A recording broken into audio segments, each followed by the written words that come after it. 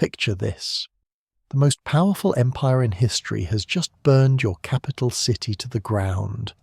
Your legendary Spartan allies lie dead at Thermopylae.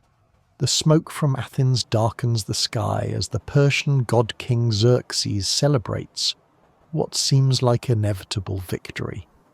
Your commanders want to flee. Your people are in panic. The war appears utterly lost. But one brilliant Athenian general has a plan so audacious, so dangerous, that it borders on treason. A plan that will either save Western civilization or destroy it completely. This is the incredible true story of how Themistocles pulled off the greatest military deception in ancient history and changed the course of the world forever. Before we dive into this epic tale of strategy and survival, make sure to hit that subscribe button and ring the notification bell. You won't want to miss our deep dives into history's most pivotal moments. September 480 BC. The ancient world stands at a crossroads, a single moment in time that will determine the fate of human civilization for millennia to come. The second massive Persian invasion of Greece, an expedition of almost unimaginable scale, has swept through the northern city-states like an unstoppable tide of divine retribution. King Xerxes, the great king, the king of kings, ruler of an Achaemenid empire stretching from the plains of India to the deserts of Egypt, commands the largest military expedition ever assembled in human history. His land army numbers in the hundreds of thousands, a multi-ethnic host drawn from every corner of his vast dominions. Supporting them is a naval fleet of over 1,000 warships, sleek Phoenician triremes, heavy Egyptian transports, and disciplined Ionian squadrons. A maritime force so vast it was said they could drink rivers dry. This was not a war of conquest. It was a war of vengeance, a personal crusade by Xerxes to erase the humiliation of his father's defeat at Marathon a decade earlier, and to punish the insolent Greeks who dared to defy a god. The Greek city-states, a fractured and fractious collection of rival powers, constantly warring among themselves, have managed to form a desperate, fragile alliance in the face of this existential threat. But their every effort has ended in tragedy. Their heroic, suicidal stand at the narrow pass of Thermopylae has become a legend of hopeless courage. There, the 300 Spartans under King Leonidas, alongside their Thespian and Theban allies, fought to the last man. They bought precious time with their lives, becoming an eternal symbol of defiance, but ultimately they fell to overwhelming Persian numbers. Now, with the gateway to central Greece wide open, the unthinkable has happened. Athens, the cradle of democracy, the cultural heart of the Greek world, burns.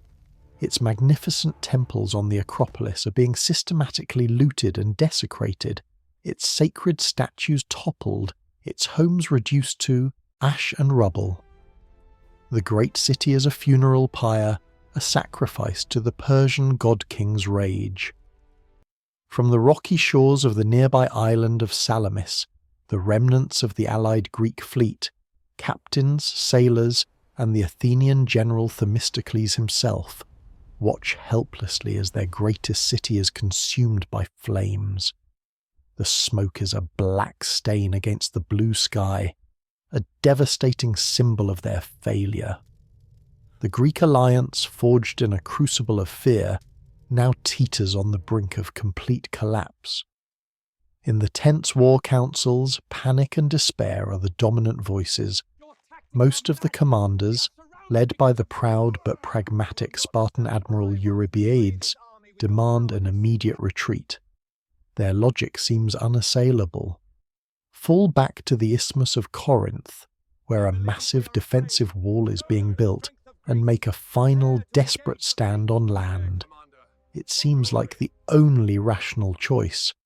After all, what hope do their 300 Greek ships have against a Persian armada that still outnumbers them at least 2-1?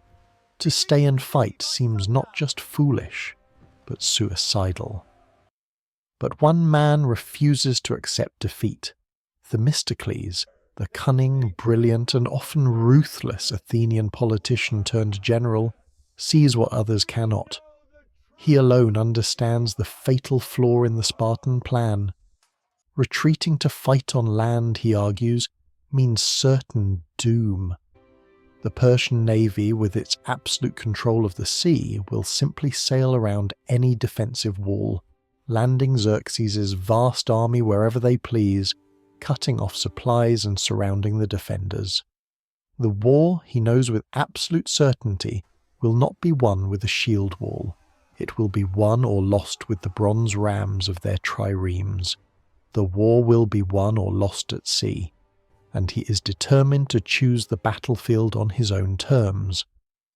What happens next will be remembered as one of the most brilliant and audacious strategic deceptions in all of military history.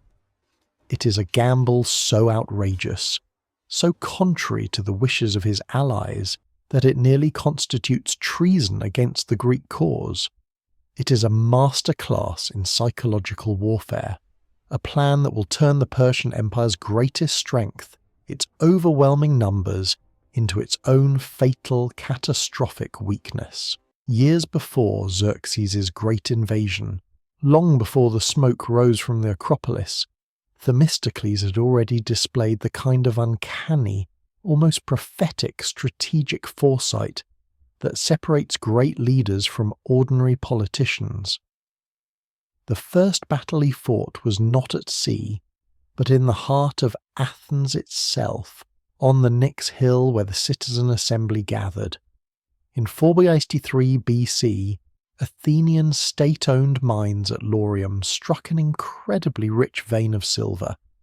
The strike was a geological miracle, a windfall so enormous it promised to yield 100 talents of pure silver a year, enough to make every single Athenian citizen substantially wealthier through direct distribution. The political pressure to do exactly that was immense. Many of Themistocles' political rivals seeking popular favour advocated for what seemed like the obvious democratic choice: divide the silver among the people. It was a proposal that was nearly impossible to argue against, a kind of ancient stimulus package that would have brought immediate prosperity to thousands of households. It was popular, it was democratic, and in Themistocles' eyes it would have been absolutely, civilization-endingly disastrous. Themistocles saw further into the future than his contemporaries. He had studied the ever-expanding Persian Empire, had noted its relentless westward push, and recognized that the humiliating Persian defeat at Marathon a few years earlier was not an end, but merely a prelude. He knew with chilling certainty that the Persians would return, and when they did, they would come with a force so large that no land army could stop them. While others focused on immediate gratification, he understood that Athens and all of Greece needed to prepare for an existential struggle. In a series of brilliant and cunning political maneuvers, he argued against the popular cash distribution. He didn't initially mention Persia, knowing that the threat seemed too distant. Instead, he framed the issue around a more immediate rival, the nearby island of Aegina, whose naval power constantly threatened Athenian trade. By focusing on a local, well-known enemy, he convinced the Athenian assembly to do something unprecedented, to invest every single ounce of that precious silver into a state-sponsored project of military industrialization, the construction of a state-of-the-art naval fleet. His argument was bolstered by the divine. As the Persian threat grew more obvious, the Athenians sent messengers to the oracle at Delphi, the most sacred site in the Greek world. The prophecy the oracle delivered was one of pure, terrifying doom. It spoke of Athens being utterly destroyed, of fire and ruin brought by a foreign invader. But at the very end, it offered a single, cryptic line of hope, that a wall of wood would be their only salvation. Panic gripped Athens. Many interpreted this literally, believing they should build a wooden palisade around the Acropolis. But Themistocles, in a moment of interpretive genius, seized upon the prophecy. He stood before the terrified assembly and argued forcefully that the wooden walls were not a physical barrier, but the wooden hulls of their triremes. Their salvation, he declared, would not come from hiding behind a wall on land, but from fighting behind the wooden walls of their ships at sea. It was a masterstroke that silenced his political opponents and gave his naval policy the weight of divine prophecy. The result of this political and religious victory was a force of 200 triremes, the most advanced and lethal warships of their time. The trireme was a marvel of ancient naval engineering, a sleek, long and dangerously fast vessel, powered by 170 highly trained rowers arranged in 3 banks, one above the other, all moving in perfect synchronized rhythm. These weren't clumsy transport ships or floating platforms for marines. They were precision instruments of naval warfare, designed with one primary brutal purpose: to ram enemy vessels with overwhelming force and send them to the bottom of the sea. The bronze-sheathed ram at the prow of each trireme, weighing hundreds of pounds and shaped to a fine point, was its primary weapon. At top speed, a trireme could smash through the hull of any enemy ship with devastating effect. The key to its lethality was not just its design, but the incredible skill of the Athenian crews. These men, mostly poorer citizens who earned their pay and their right to vote by serving in the fleet, were the most highly trained sailors in the world. They had trained relentlessly in the waters around Athens, practicing complex maneuvers like the diekplus, sailing through the enemy line and then turning to ram them in their vulnerable sides, and the periplus, outflanking and encircling the enemy. These men had turned naval warfare into a deadly art form, capable of transforming chaotic battles into elaborate choreographed performances of destruction. But Themistocles, the architect of this great fleet, understood its limitations better than anyone. Superior ships and skilled crews would mean nothing if the Persians could use their overwhelming numerical advantage to surround them in open water. He knew that the Persian fleet, 3 times the size of his own, could simply envelop his smaller force if they fought on a wide open sea. His entire strategy, the one he'd been formulating for years, hinged on a single fundamental truth. He had to find a way to force the Persian fleet into a confined space, a narrow channel where their numbers would become a liability rather than an asset, where their ships would get in each other's way, and where Greek skill could triumph over Persian brute force. The narrow straits around the island of Salamis offered the perfect God-sent opportunity. But first, he had to prevent his own terrified and mutinous allies from fleeing the scene entirely. The Greek war council was falling apart. Held on the shores of Salamis, within sight of the smoke still rising from the ashes of Athens, the meeting devolved into a cacophony of fear, anger, and recrimination. As news of the Acropolis's final destruction spread through the Allied fleet, panic began to set in among the commanders. The Peloponnesian contingent, representing the powerful cities of Sparta and Corinth, argued forcefully, almost violently, for immediate withdrawal. Their commander, the Spartan admiral Eurybiades, who held overall command only by political necessity, not by naval skill, was losing control. Their logic, born of terror, seemed unassailable. Why risk their precious ships, the only defence their own cities now had, against impossible odds in Athenian waters? They demanded a retreat to the Isthmus of Corinth, where the Peloponnesian armies were frantically building a wall. "Let us fight in front of our own homes," they cried, "not for a city that is already lost." Themistocles found himself increasingly, dangerously isolated in these heated debates. He argued with all his cunning and passion, trying to make them see the strategic suicide of their plan. A wall, he explained, was useless if the Persian navy could simply sail around it and land troops in their rear. Without control of the sea, all of Greece would become a prison. "He who controls the sea," he famously argued, "controls everything." But his words fell on deaf ears.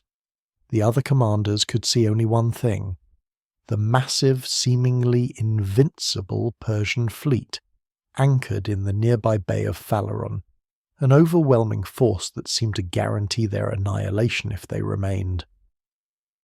Time was running out. Themistocles could sense that the fragile alliance, the only thing standing between Persia and the conquest of all of Europe, would collapse within hours. The Peloponnesian ships were already making preparations to raise their anchors and flee, with or without official orders. He had to take drastic, unilateral action. What happened next demonstrates the kind of calculated, high-stakes risk-taking that separates legendary commanders from cautious generals. Under the cover of darkness, with the fate of Western civilization resting on his shoulders, Themistocles summoned Xerxes. This was not a soldier or a politician, but his most trusted and intelligent household servant, a man who had tutored his own children and whose loyalty was absolute. The plan Themistocles outlined was breathtakingly audacious, a masterpiece of counterintelligence that bordered on and could easily have been punished as high treason against the Greek cause. Xerxes would take a small, fast boat and row secretly across the narrow strait to the Persian camp. He would demand an audience with King Xerxes himself, claiming to be a secret messenger from Themistocles. The deception was multi-layered and psychologically brilliant, designed to manipulate not just the facts, but the very character of the Persian king. The message Xerxes carried claimed that Themistocles, seeing the hopelessness of the Greek position, had decided to switch sides and secretly aid the Persian cause. More importantly, it delivered a piece of urgent intelligence. The terrified and disorganized Greek fleet was in a state of panic and was planning to slip away under the cover of that very night, escaping to fight another day. The psychological manipulation was perfect. Themistocles had studied his opponent. He knew that Xerxes was a man defined by immense pride, arrogance, and a deep-seated impatience. The king had spent enormous resources on this invasion and desperately wanted a single, glorious, decisive victory that would end Greek resistance permanently and cement his legacy. The prospect of his enemies, whom he had cornered, simply escaping to prolong the war was intolerable.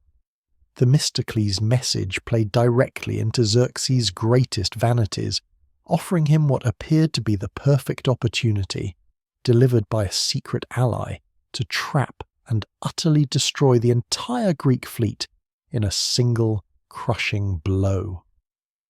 It was a gift from the gods, and Xerxes' hubris would not allow him to question it. Xerxes took the bait completely.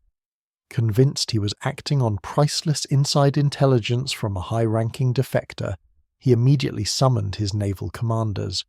He ordered his entire fleet to mobilize. The powerful Egyptian squadron was to sail around Salamis and seal the western channel, cutting off any escape to the isthmus. The elite Phoenician and Ionian ships were to deploy across the eastern exits, forming an unbreakable cordon. Some Persian troops were even landed on the small island of Citalia at the mouth of the strait to kill any shipwrecked Greeks who might wash ashore. The trap was set. But as the Persian fleet spent the entire night manoeuvring into position, their crews growing weary, it was Xerxes, not the Greeks, who was being ensnared. As dawn broke over Salamis on September 20th, Greek lookouts on the island's hills stared out at the sea in astonishment and horror. The entire Persian fleet, a seemingly endless forest of masts and sails, was deployed in full battle formation, blocking every possible escape route. For the panicked Peloponnesian commanders, it was their worst nightmare come true. There would be no retreat now, no flight to the isthmus. But for Themistocles, watching the scene unfold, it was the beautiful, terrifying dawn of his victory. He had successfully and treasonously forced the battle he wanted in the location he had chosen under the precise conditions that favoured Greek victory. His impossible gamble had worked perfectly. We're just getting to the most incredible part of this story. If you're enjoying this deep dive into ancient military strategy, show your support by hitting that like button. It really helps us bring you more content like this. September 20th, 480 BC. The sun rose on what would become one of the most decisive naval battles in human history. The Persian fleet, its crews already weary from a night spent manoeuvring in the dark, was confident of an easy victory. Believing the Greeks were trapped and terrified, they began to move into the narrow straits of Salamis with the methodical precision of a force that had conquered most of the known world. From his golden throne, specially positioned on the slopes of Mount Aigailos, overlooking the battlefield, King Xerxes, surrounded by his scribes and courtiers, settled in to watch what he expected to be the final, glorious destruction of Greek resistance. The Persian naval formation was impressive in its scope and organisation, a testament to the empire's logistical might.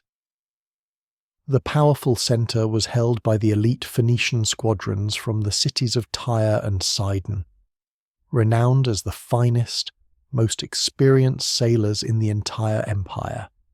These were the same crews who had carried Persian armies across vast distances, who had supported countless successful campaigns from Egypt to India. To their flanks, Ionian Greek squadrons, men from cities conquered by Persia, forced to fight against their own countrymen, served under Persian command, their loyalty a constant nagging question. Egyptian and Cilician contingents, in their heavier, less manoeuvrable ships, filled out the massive line of battle. The sheer size of the Persian fleet was overwhelming. Conservative modern estimates place their numbers at over 600 effective warships, though ancient sources like Herodotus claim they fielded more than 1,000 vessels in the straits that morning. Against this colossal armada, the Greeks could muster barely 370 ships, and many of those were smaller, less advanced vessels from minor city-states. The numerical disadvantage, at nearly 2-1, seemed insurmountable. It was a Goliath of naval power bearing down on a David of desperate city-states. But Themistocles had not manoeuvred for this battle to fight fair. He had chosen this arena precisely because it would render the Persian numbers meaningless. As the vanguard of the Persian fleet, confident and orderly, entered the most confined part of the straits, the Greek strategy began to unfold with deadly precision.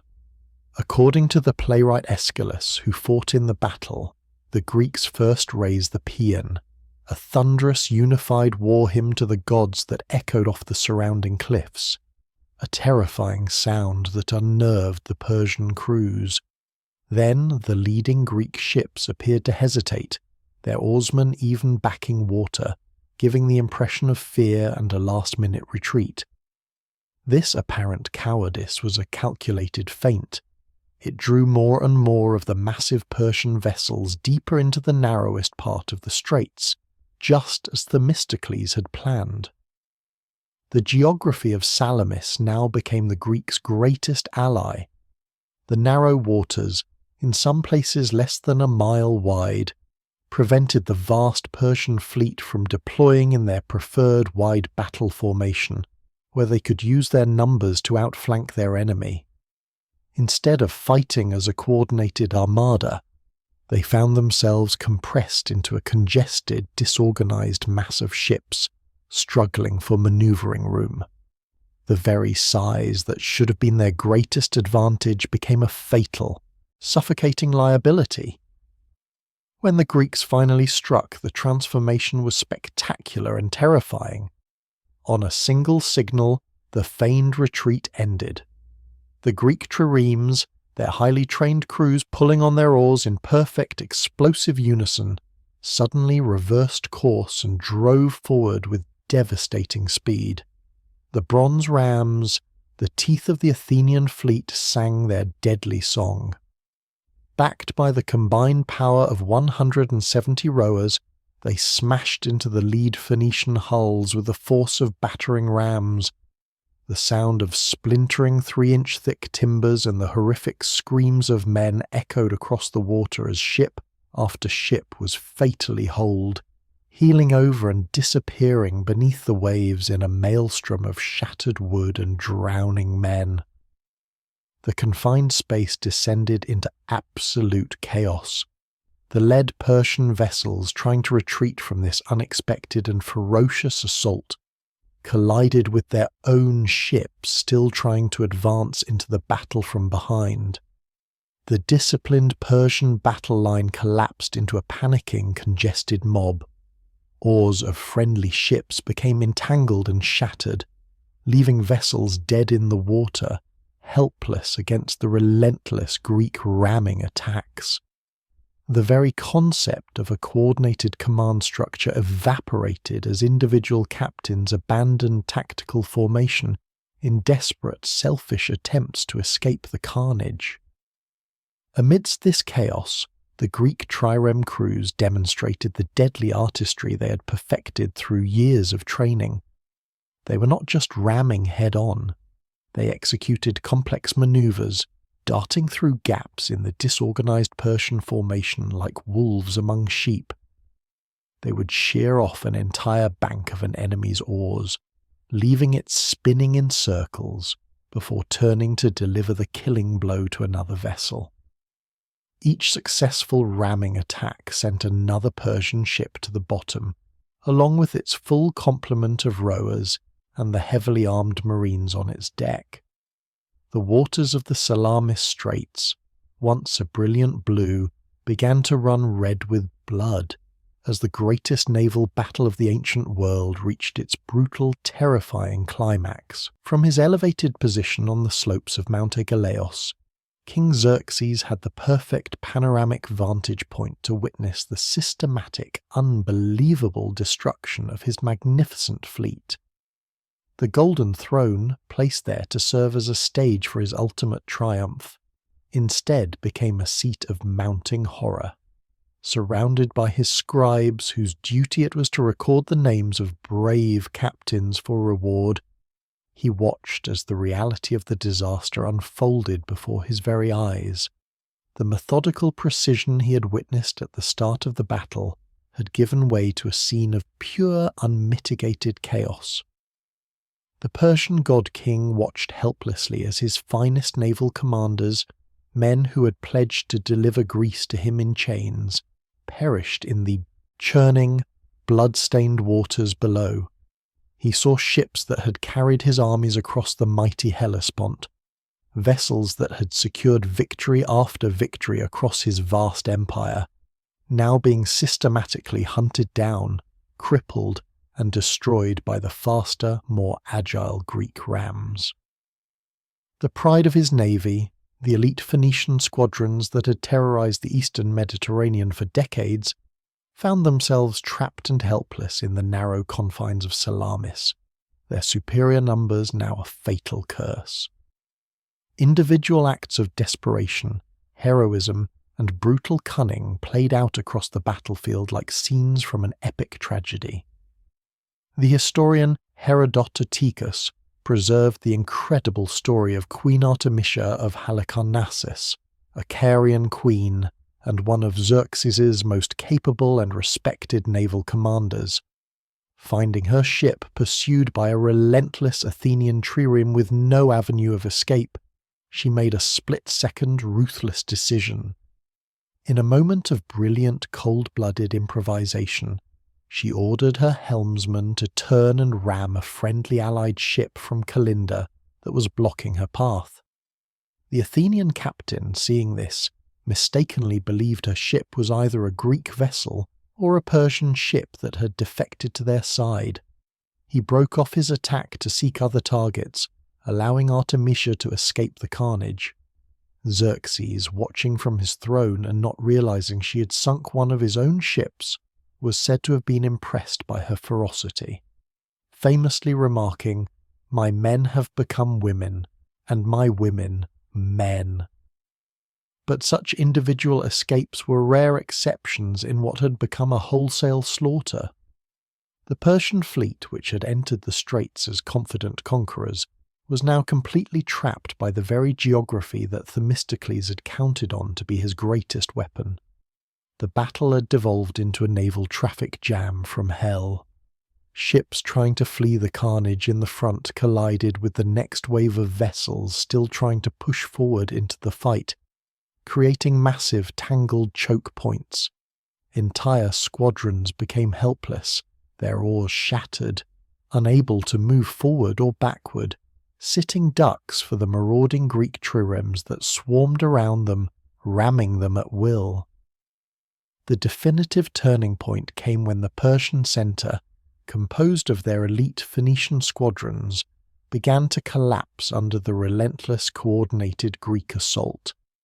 These were supposed to be the best sailors in the Persian Empire, the naval equivalent of the 10,000 immortals who served as the king's elite guard. Their defeat and flight sent a shockwave of panic through the entire fleet. If the best among them could be so utterly defeated, what hope was there for the rest? The collapse of the centre marked the beginning of a complete and irreversible rout. As the afternoon wore on, the sheer scale of the catastrophe became undeniable. The narrow straits were a graveyard of Persian ambition. Hundreds of their ships lay at the bottom of the sea or drifted as burning, sinking hulks on the surface. Thousands upon thousands of Persian sailors and marines had perished. Many who couldn't swim, weighed down by their armour, drowned in the chaotic waters. Others who managed to cling to wreckage were systematically killed by the Greeks, who, according to Herodotus, struck them down with oars and fragments of wreckage as if they were tuna. The survivors who managed to struggle to the shores of Salamis were met and slaughtered by Greek soldiers. The losses included a huge number of the empire's most experienced naval officers and nobility, a blow from which the Persian navy would never truly recover. The survivors who finally managed to reach the Asian shore brought with them not tales of glory, but nightmarish accounts of an unprecedented disaster, delivered to a king who had never before known defeat. As Xerxes sat on his throne of humiliation, the strategic implications were immediately, terrifyingly apparent to him and his advisors. The massive land army he had brought to conquer Greece, though still largely intact, depended entirely on naval support for its supplies, its pay, and its communication with the empire. Without control of the sea, his forces in Europe were effectively cut off, isolated deep in hostile territory. The destruction of his fleet had transformed his position of overwhelming strength into a potentially fatal trap. The aftermath of Salamis unfolded with the same dramatic swiftness that had characterized the battle itself. Xerxes, terrified that the victorious Greek fleet might sail to the Hellespont and destroy his pontoon bridge, cutting off his escape route, fell into a state of panic. Within days of the naval disaster, the great king who had seen himself as a god made the painful and humiliating decision to abandon his personal conquest of Greece. He would return to the safety of Asia with the majority of his forces, leaving the war to his subordinates. The Great Invasion, the largest military expedition in history which had taken years to plan and organize, was effectively over in a single, catastrophic day. The withdrawal was a logistical nightmare that further emphasized the completeness of the Persian defeat. Xerxes took the battered remnants of his fleet and a substantial portion of his land army on a grueling march back across Greece. This was no longer a triumphant procession, it was a desperate retreat. His army, harassed by Greek skirmishers and suffering from dwindling supplies, left a trail of death and disease in its wake. The king who had crossed into Europe with divine arrogance now scrambled back across the Hellespont, his grand ambitions in ruins, his family's honour still unavenged. He left behind a much smaller, though still formidable force, under the command of his ambitious and capable general Mardonius, with orders to complete the conquest the following year. But this decision, born of necessity rather than choice, essentially doomed the remaining Persian forces in Greece. Without the support of the once mighty Persian navy, Mardonius found himself fighting an entirely different war. He could no longer rely on the fleet for supplies, for reinforcements, or for the ability to threaten Greek cities from the sea. He was now stranded in hostile territory, facing an enemy that had been reborn in the crucible of Salamis. The Greeks, emboldened by their stunning, almost unbelievable naval victory, were no longer fighting for mere survival. The psychology of the entire war had shifted.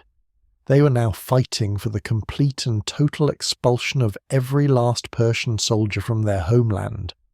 The disparate, bickering city-states were now forged into a confident and unified fighting force, ready to take the offensive.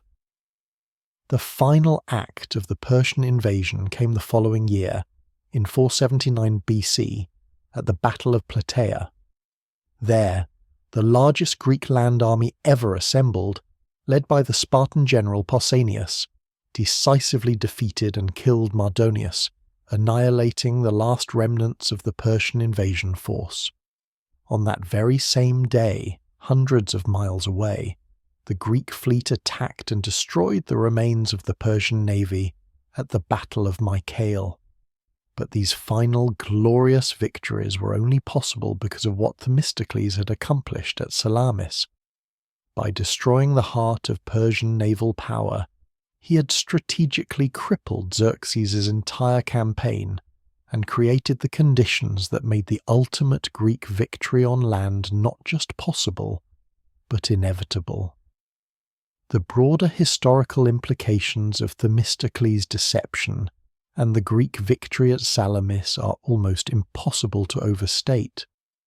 The battle preserved the independence of the fractious, creative and dynamic Greek city-states at the most crucial moment in their cultural and intellectual development. Had Xerxes succeeded in his invasion, had Greece become just another satrapy in the vast Persian Empire, the entire trajectory of human history would have been different. The unique flowering of classical Greek civilization that followed, the very foundation of the Western world, might never have occurred.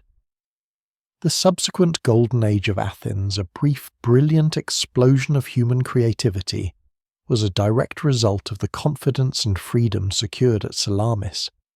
This was the era that produced the philosophers who taught us how to think: Socrates, Plato, and Aristotle. It gave us the dramatists who taught us what it means to be human: Sophocles, Aeschylus, and Euripides. It gave us the historians who taught us how to remember: Thucydides and Herodotus. It gave us the Parthenon, a timeless monument to human artistic achievement. The democratic experiments that began in Athens, the radical idea that citizens should rule themselves, survived and flourished, creating a political blueprint that would inspire thinkers and revolutionaries for millennia to come. More broadly, The preservation of Greek independence allowed for the unfettered development of the philosophical and scientific traditions that would eventually form the very foundation of Western civilization. The concepts of rational inquiry, of logic, of seeking to understand the universe through observation and reason rather than through superstition and divine decree, these revolutionary ideas, pioneered by Greek thinkers, were protected by the bronze rams of Salamis. Their contributions to mathematics, medicine, and natural philosophy, and their unparalleled literary and artistic achievements, all depended on the continued existence of free and independent Greek city-states. The Battle of Salamis stands as perhaps the greatest example in all of military history of how superior strategy, tactical brilliance, and a deep understanding of psychology can overcome seemingly impossible odds in a single afternoon. Themistocles had proven that intelligence, deception, and courage could triumph over brute force and overwhelming numbers. The lessons of his victory, of choosing the battlefield, of turning an enemy's strength into a weakness, of the power of morale, would be studied by military commanders for centuries to come, an eternal testament to the power of the human mind in the crucible of war. Themistocles himself represents one of history's most fascinating and complex examples of the political general. He was a leader who combined true military brilliance with an almost supernatural understanding of human psychology, and a politician's gift for cunning, manipulation, and persuasion. His success at Salamis was not merely a product of tactical genius in the heat of battle, but of his unparalleled ability to manipulate both his allies and his enemies to achieve his strategic objectives long before the first bronze ram struck timber. The deception he orchestrated through his servant Sisinus reveals layers of sophistication that modern intelligence operations would admire. It was a masterclass in psychological warfare. He understood not only what message would appeal to Xerxes' vanity, but also how to deliver it in a way that would seem completely credible. The choice of Sisinus was key. As a trusted household servant and tutor to Themistocles' children, he was someone who would have intimate knowledge of the Athenian general's household and could answer detailed questions, adding a layer of authenticity to the deception that a simple soldier or unknown messenger could never have achieved. Moreover, Themistocles demonstrated a remarkable and almost intimate psychological insight into his Persian opponent. He had likely studied Xerxes for years, understanding his character through reports and intelligence. He recognized that Xerxes' entire identity was built on the concept of divine right and unstoppable power.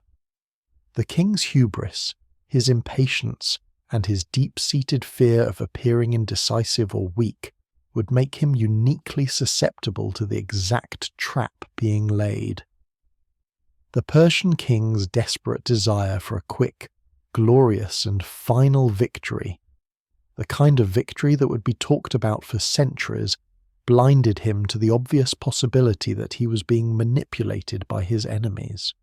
Themistocles did not just fight Xerxes' ships, he fought Xerxes' mind, and he won. The Athenian general's willingness to risk everything on a single desperate gamble also reveals the kind of extraordinary leadership that only emerges in moments of true existential crisis. Lesser commanders, men like the Spartan Eurybiades, would have accepted the majority opinion and retreated to the isthmus, preserving their forces for a hopeless, albeit honourable, last stand. Themistocles possessed the higher courage to understand that half measures and conventional thinking would guarantee defeat. He knew that only the boldest, most unorthodox strategy imaginable offered any hope of victory. His manipulation of his own allies was equally masterful, though far more dangerous and subtle than his deception of the Persians. by secretly committing the entire Greek fleet to a battle they did not want through his private message to Xerxes, he forced the Peloponnesian commanders to fight the battle he wanted in the place he had chosen. This borderline treasonous act, which could have seen him executed had it failed, ultimately saved the Greek cause. It required a level of self-confidence in his own strategic judgment that is almost without parallel in military history. He was willing to risk the accusation of being a traitor in order to become a saviour. The victory at Salamis also established fundamental principles of naval warfare that would influence maritime strategy for centuries. The battle was the ultimate proof that superior seamanship, tactical flexibility, and the intelligent use of geography could overcome a massive numerical disadvantage. This emphasis on skill and maneuverability over raw numbers and size became a hallmark of successful naval powers throughout history. From the victories of the English Royal Navy against the Spanish Armada and during the Napoleonic Wars to the triumphs of the American Navy in the Pacific during World War II, the ghost of Themistocles' strategy at Salamis, of turning an enemy's strength into a weakness and choosing the battlefield on one's own terms, can be seen. Ironically, Themistocles' own story ends in tragedy. The same cunning and ambition that made him Athens' saviour also made him a threat to its democratic institutions. Feared by his political rivals, he was eventually ostracized, exiled from the very city he had saved. In one of history's most stunning twists, the master of deception, hunted by his own people, found his final refuge in the court of the Persian king, the son of the very man he had so brilliantly defeated. Yet his legacy was already secure. He was the man who had armed Athens with its wooden walls, the man who had outthought a god-king, and the man whose strategic genius had ensured that the flame of Western civilization would not be extinguished before it had truly begun to burn. This incredible story shows us how one man's vision and courage can change the course of history itself. If you found this deep dive into ancient strategy as fascinating as we did, make sure to hit that subscribe button and ring the notification bell for more epic tales from history. The Battle of Salamis stands as an eternal testament to the power of human ingenuity over brute force, of strategic brilliance over overwhelming numbers. In these narrow, blood-stained straits, Themistocles and the free men of Greece didn't just save Athens or their homeland, they preserved the very foundations upon which the entire edifice of Western civilization would be built. Think about it for a moment. Every democratic institution we cherish today, the very idea that a citizen has a voice in their own governance, traces its fragile lineage back to the radical experiment that was Athens. Every philosophical tradition we have inherited, from the logic of Aristotle to the ethics of Plato, every scientific method we use to understand our world, the commitment to reason over superstition, all of it was born in the intellectual crucible of the Greek city-states that survived because one brilliant general refused to accept defeat. The universities where we learn, the political systems we debate, the artistic traditions that inspire us, the very language we use to frame our thoughts, they all exist in a direct, unbroken line because Themistocles saw what others could not see. The lesson of Salamis transcends its ancient setting. In every generation, in every field of human endeavour, from science to business to our own personal lives, there come moments when conventional wisdom demands retreat, when the safe choice seems like the only rational option, when the sheer scale of the opposition seems insurmountable. But sometimes, just sometimes, the greatest victories, the breakthroughs that change everything, come to those bold enough to risk it all on what appears to everyone else to be a hopeless gamble. Themistocles understood that true leadership isn't about following the crowd or accepting the obvious solution. It's about seeing possibilities where others see only obstacles. It's about turning apparent weaknesses into decisive, battle-winning advantages. And it is about having the almost terrifying courage to bet everything, including your own honour and your life, on your singular vision of what is possible. The narrow straits of Salamis witnessed more than just a naval battle. They saw the moment when the future of human civilization hung precariously in the balance. It was a hinge point in history, a moment where the world could have pivoted towards an authoritarian imperial model, or towards the messy, chaotic, but brilliant freedom of the West. And in that crucial moment, one man's brilliant, almost treasonous deception and the unwavering determination of the Greek sailors he commanded changed the course of world history forever. What do you think? Was Themistocles' deception justified by the results? Or did his near-treasonous gamble cross ethical lines that leaders should never cross? Was he a hero, a traitor, or both? Let us know your verdict in the comments below. We love hearing your thoughts on these pivotal moments in history. And if you enjoyed this deep dive into ancient military strategy and political brilliance, you'll definitely want to check out our video on how Alexander the Great took the military machine forged by his father and conquered the known world before his 30th birthday. Click that video on the screen now to continue your journey through the most incredible stories history has to offer. Remember to like this video if it sparked your interest, subscribe for more epic historical content, and ring that notification bell so you never miss our latest uploads. Until next time, keep exploring the incredible stories that shaped our world,